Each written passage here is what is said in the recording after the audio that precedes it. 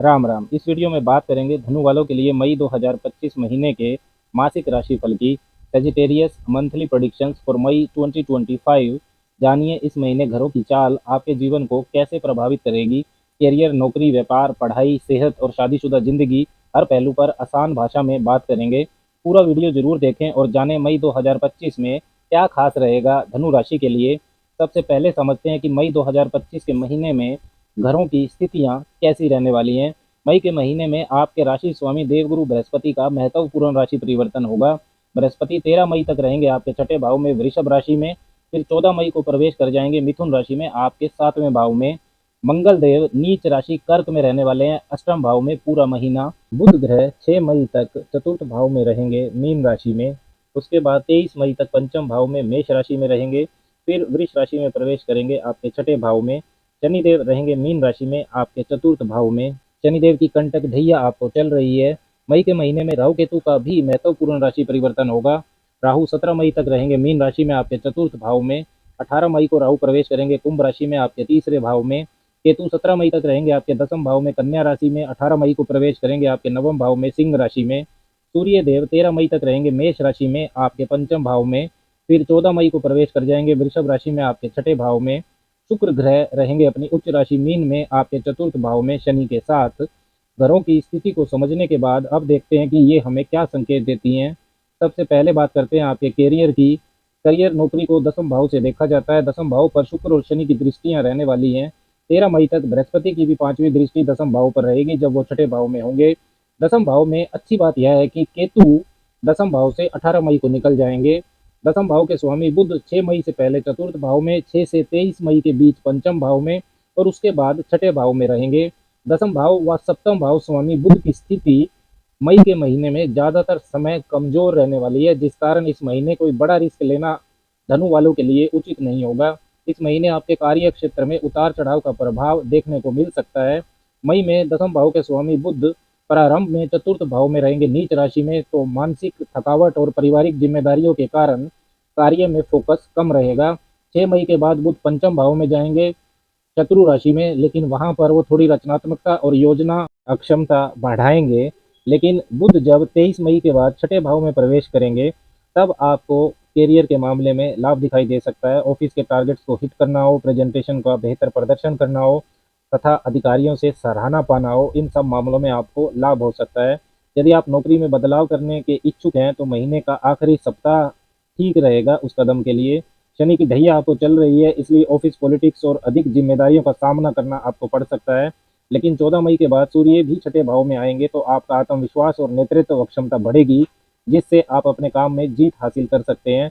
नौकरी पेशा लोग अपने वरिष्ठ सहकर्मियों के साथ महीने के दूसरे हिस्से में तालमेल बिठाने में बेहतर तरीके से कामयाब हो सकेंगे।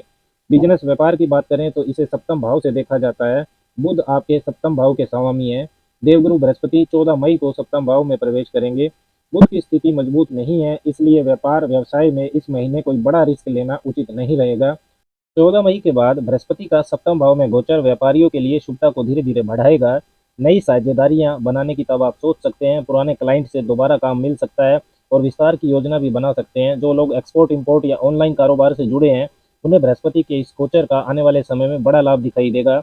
18 मई के बाद राहु तीसरे भाव में चले जाएंगे, जो बिजनेस के लिए साहस, रिस्क लेने की अक्षमता और नए कनेक्शन बनाने का समय दर्शाता है। यह समय विज्ञापन, प्रचार और नए व्यापारिक संपर्कों के लिए भी अनुकूल रहेगा। केतु का नवम भाव में आना यह संकेत देता है कि आप अपने व्यापारिक अनुभव और विचारधारा को अब नया रूप देंगे, लेकिन बिना किसी स्पष्ट योजना के निर्णय ना लें। कुल मिलाकर निष्कर्ष की बात करें तो नौकरी पेशा लोगों के लिए मई का पहला भाग थोड़ा संघर्षपूर्ण रहेगा, लेकिन महीने के मध्य से हालात सुधरेंगे। 23 मई के बाद से प्रगति के रास्ते खुलेंगे। व्यापारियों के लिए 14 मई के बाद का समय विशेष फलदायक रहेगा। साझेदारियों में लाभ, क्लाइंट बेस में विस्तार और निवेश के नए मौके आपको प्राप्त हो सकते हैं। लेकिन मंगल, शनि और केतु जैसे ग्रहों के चलते जल्दबाजी या विवादों से आपको बचकर रहना है। अब बात करते हैं आर्थिक स्थिति की। मई 2025 का महीना धनु राशि वालों के लिए आर्थिक रूप से मिश्रित लेकिन संतुलन योग्य रहेगा। महीने की शुरुआत में कुछ व्यय आपकी जेब पर बोझ डाल सकते हैं, लेकिन माह के मध्य और अंतिम हिस्से में स्थितियां सुधरती दिखाई देती हैं। 14 मई के बाद देवगुरु बृहस्पति का गोचर आपके सप्तम भाव में होगा। उनकी पांचवी दृष्टि लाभ भाव पर रहेगी, जो व्यवसाय से जुड़ी आमदनी में वृद्धि के संकेत देती है। खासकर उन लोगों के लिए जो पार्टनरशिप में काम करते हैं या किसी कंसल्टेंसी, एजुकेशन, हेल्थ, फाइनेंस क्षेत्र से जुड़े हैं। राहु का तीसरे भाव में प्रवेश आपको साहसी निर्णय लेने और नए आय स्रोत खोजने की प्रेरणा देगा।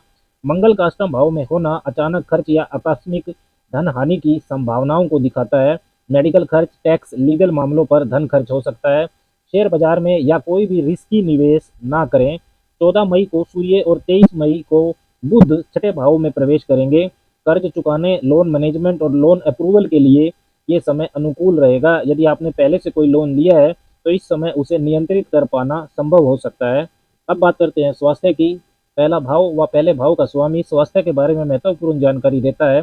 धनु वालों के लिए स्वास्थ्य के मामले में मई का महीना खुशखबरी वाला है, क्योंकि 18 मई को आपकी राशि के स्वामी बृहस्पति छठे भाव से निकलकर सप्तम भाव में प्रवेश करेंगे, जहां से वह अपनी 7वीं दृष्टि से पहले भाव को मजबूती देंगे। छठे भाव में बृहस्पति का गोचर अच्छा नहीं माना जाता है। 14 मई को बृहस्पति सप्तम भाव में प्रवेश करेंगे, जहां से यह आपके लगन भाव पर दृष्टि डालेंगे। यह स्थिति आपकी रोग प्रतिरोधक क्षमता को धीरे धीरे मजबूत करेगी और स्वास्थ्य में सुधार लाएगी। 14 मई को सूर्य का छठे भाव में प्रवेश शरीर में गर्मी, सिरदर्द, पेट की जलन जैसी समस्याएं उत्पन्न कर सकता है। आपको इसका ध्यान रखना है। मंगल अष्टम भाव में नीच राशि कर्क में स्थित है। यह अचानक स्वास्थ्य समस्याओं का संकेत देता है, जैसे चोट लगना, फूड पॉइजनिंग या अचानक दर्द होना। शनि और 17 मई तक राहु दोनों चतुर्थ भाव में स्थित हैं, तो मानसिक बेचैनी का आपको ध्यान रखना है, उससे जुड़ी समस्याएं हो सकती हैं। कुल मिलाकर मई 2025 में धनु राशि वालों के लिए स्वास्थ्य को लेकर महीने का पहला भाग चुनौतीपूर्ण रहेगा। अब बात करते हैं रिश्तों की।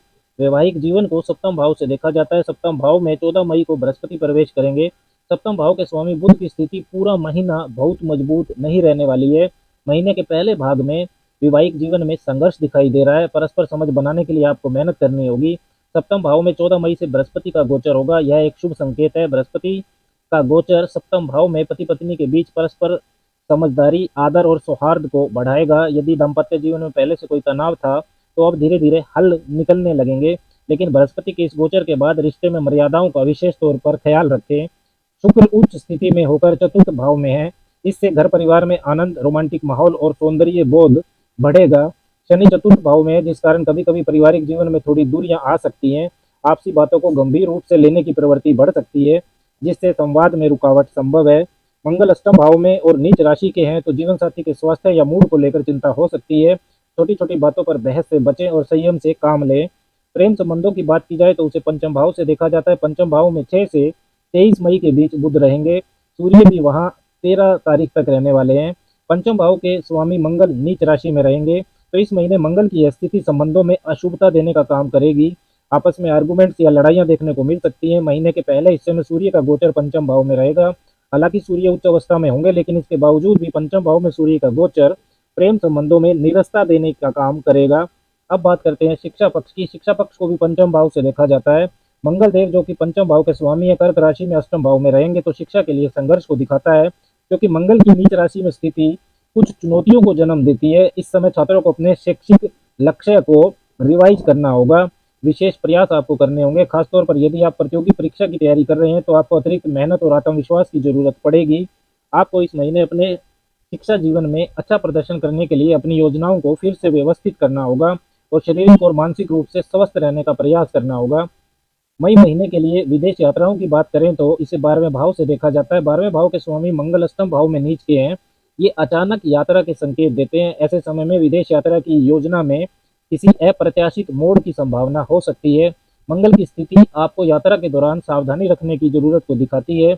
यात्रा के समय किसी प्रकार के शारीरिक या मानसिक तनाव से बचने के लिए आपको तैयार रहना होगा, और यह भी हो सकता है कि यात्रा के दौरान आपको अप्रत्याशित चुनौतियों का सामना करना पड़े।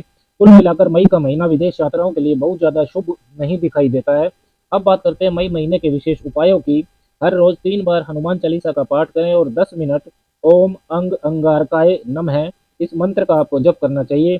बृहस्पतिवार को केले के पौधे की पूजा करें, उसके नीचे दीपक जलाएं, हल्दी मिला हुआ जल उसकी जड़ में डालें और ओम नमो भगवते वासुदेवाय इस मंत्र का जप करें। शनिवार को छाया दान करें। एक स्टील की कटोरी में सरसों का तेल डालें, 1 रुपये का सिक्का डालें, फिर उसमें अपना चेहरा देखकर उसे दान कर दें या पीपल के पेड़ के नीचे रख दें।